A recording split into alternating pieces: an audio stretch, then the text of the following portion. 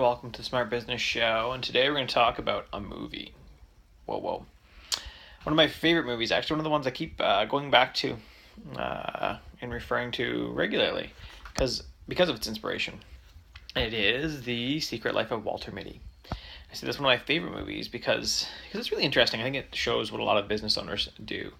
So Walter Mitty is a character who had a mohawk and had all these dreams about all these amazing things he was going to do.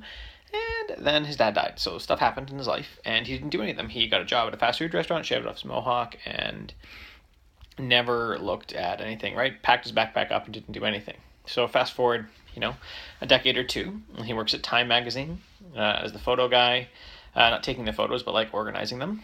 And the main photographer, the big inspirational one, says he's got the quintessence, the best photo for the final issue of Time, because it's taken over. And Walter can't find it. So to cut it a little short, Walter goes on those adventures he's always wanted to do. He lived the life. Formerly, before he had to go look for that photo, it was all in his imagination. He'd see a girl and he'd be like, oh, if, and then he'd kind of this thing, and he'd show this like amazing scene of him dreaming what he would be, some amazing ice climber, explorer, sweeping the lady off her feet. But that's not what he was. It's not until he was forced to, because he had to find this photo, because he's in panic mode where he adventures across mountains and rides a longboard towards a volcano and then escapes the volcano and wrestles a shark and a whole bunch of other stuff, right? And it's quite funny too, as he talks to the eHarmony guy, and the eHarmony guy is like, your profile's boring, and then the next thing is, I wrestled a shark today, and I don't know, I just was at a volcano, and all these other things, right? He's on a fishing trawler, and he's all over. And I think that is what a lot of business owners are like. They start their business, and they have this dream, right? So Walter had the dream at the beginning. They had this dream of what they were going to do, and let's not fool ourselves. It's not Mai Tais on the beach. That's not, it's not, we may joke around about that, but that's not really what it was.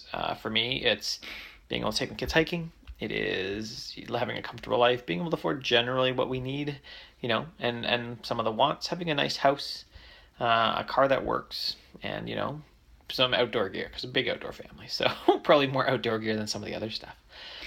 That's it. That's what I want. Do I say, hey, I'd love to be a millionaire? Well, I mean, theoretically, I suppose it'd be nice to be a millionaire, but is that like the thing that my business is for? Not as much anyways. It's not like that's the thing that makes my business successful. What makes it successful is the other things, right? Having the money to go on vacation, having the money to, get my wife a nice present for her anniversary, which comes up this weekend. Those are the things that I want. Unfortunately, for many business owners, what happens is life. So you don't specialize, things just happen, you start going with the flow, and you end up in that, I guess seemingly good, right? You're running a good business. People know about you, but it's not the business that you wanted to run at the beginning.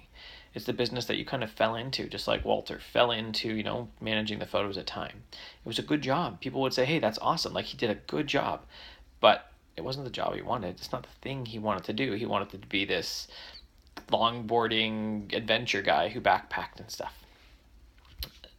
So I guess I want you to watch the movie, and I want you to really think, like, where do you want to be?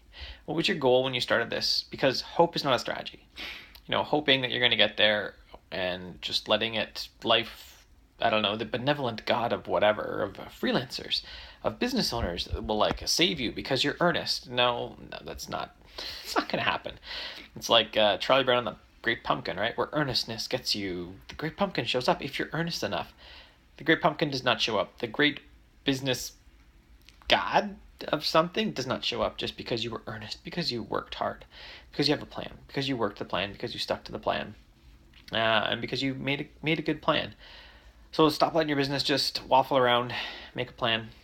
If you need help making a plan, you can email me, curtis@curtismchale.ca. I'd love to talk about the coaching, about what I can offer you, inform in the way of making a plan and executing on it. Because having a plan is one thing, actually executing, doing the work is a totally different thing.